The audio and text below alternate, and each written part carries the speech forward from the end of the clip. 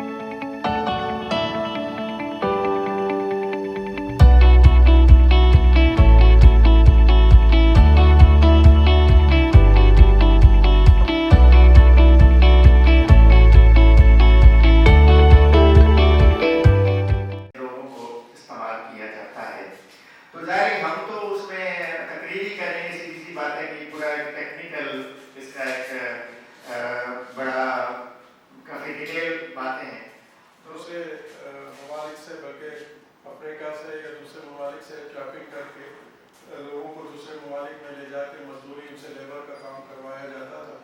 और उसके बाद जैसे जैसे दुनिया जो है वो तरक्की की तरफ चली गई, तो इसी तरह ह्यूमन ट्रैफिक भी जो है वो एक नई शक्ल जो है उसने इख्तियार की।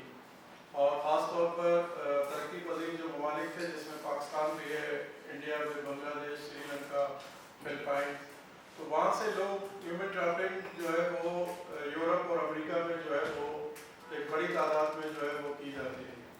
तो क्योंकि ह्यूमन ट्रैफिक में यहाँ पे जो सब्जेक्ट है वो थोड़ा सा डिफरेंट है, क्योंकि एक तो डोमेस्टिक ट्रैफिकिंग भी इसमें इवेंट है और इंटरनेशनली क्योंकि बहुत बड़े पैमाने पर हुआ करती थी।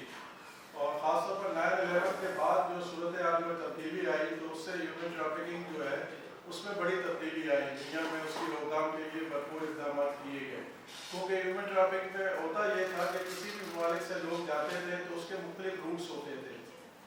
एक ज़माना था कि आपको अमेरिका 90s में आपको अमेरिका जाने के लिए जो है जब आप अमेरिका का सफ़र करते थे तो यूरोप और अमेरिका की फ़्लाइट्स मुकम्मल फुल होती थी और आपको टिकट नहीं मिलता था। उसकी बुनियादी वजह यह थी कि ह्यूमन ट्रैफिक के लोग इतने होते थे कि आप पैसेंजर के लिए टिकट जो है और आप अगर जाएँ तो आपको फ़्लाइटें खाली मिलेंगी। बेसिकली जी आज का जो हमारा ये इवेंट था इसका मकसद ये है कि जो ह्यूमन ट्रैफिकिंग यानी कि जो इंसानी सौदागरी का काम बहुत ज़्यादा जो इंक्रीज़ हो रहा है पाकिस्तान में, उसको रोकने के लिए जो स्टेप्स लेने चाहिए। 2018 का जो कानून है जिसके तहत जो है वो ये जो इंसानी स्मगलिंग या इंसानी सौदागरी या जिसमें इंसानों की ख़रीदो फ़रोख्त की जाती है, ये जो काम लोग करते हैं ये एक ऑर्गेनाइज क्राइम है। और इस ऑर्गेनाइज क्राइम को रोकने के लिए जो स्टेप्स लेने की ज़रूरत है और उसमें स्पेशली जो गवर्नमेंट तो अपनी जगह पे स्टेप्स ले रही होती है उसको FIRs दे के या इस तरह के इनिशिएटिव्स ले के, लेकिन दूसरी साइड पे जो सबसे इंपॉर्टेंट चीज़ है वो ये है अवेयरनेस ऑफ द पब्लिक। और इसका मकसद ये है कि मीडिया के ज़रिए ज़्यादा से ज़्यादा लोगों को अवेयर किया जाए इस हवाले से कि वो लोग जो हैं वो किसी के हाथों ट्रैप ना हों, लालच में आके अपने बच्चों को, अपनी ख़वातीन को, अपने फैमिली से ताल्लुक़ रखने वाले किसी भी शख्स को जो है वो इनके हाथों गवर्नमेंट को और वफा को मिला के यकजा करके आपको ऐसा प्रोग्राम बना रहे जिससे कि कमानी यकजा हो जाए। जी बिल्कुल, हमारा प्लान है कि इस पर एक स्ट्रेटेजिक डायलॉग किया जाए जिसमें पूरी चारों सूबों की और वफाक की जो क़यादत है वो उसके अंदर मौजूद हो और एक स्ट्रेटेजिक डॉक्यूमेंट बने कि कैसे हम इस चीज़ को जो है वो रोकेंगे। आज इंसानी स्मगलिंग के हवाले से ये सेमिनार था। मैं समझता हूँ कि इसका टॉपिक बहुत ही टची है और इंसानी हुकूक के हवाले से ये बहुत अहम है कि हम सबको मिलकर जो लोग भी इंसानी स्मगलिंग में मुलविस हैं, जो माफियाज हैं, जो गैंग्स हैं, उनको बेनकाब करना चाहिए।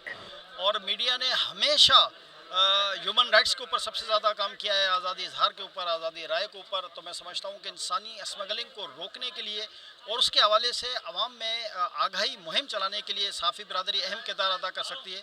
और हम सबका ये फ़र्ज़ है कि हम इस इशू को ज़्यादा से ज़्यादा उजागर करें ताकि इस माफियाज़ को कैफ़र किरदार तक पहुँचाया जा सके। मेरा नाम शनाज खान है। मैं SSDO में as a program officer working रही है मेरी। और हम ये प्रोग्राम ने ऑर्गेनाइज ले करवाया था ताकि एक अवेयरनेस सेशन हम कंडक्ट करें, क्योंकि मीडिया एक वाइटल रोल प्ले करता है इस चीज़ में। क्योंकि आजकल जितने भी हम इश्यूज़ हम फिर देख रहे हैं थ्रू मीडिया ही हम देखते हैं, सुनने में आते हैं। آج کل ریسنٹ کیس بھی دعا زہرا کا بھی چل رہا ہے، اور ہمیں 5-6 اور لوگوں کے لڑکیاں ہیں اس طرح سے جو کڈنیپنگ میں رہی ہے.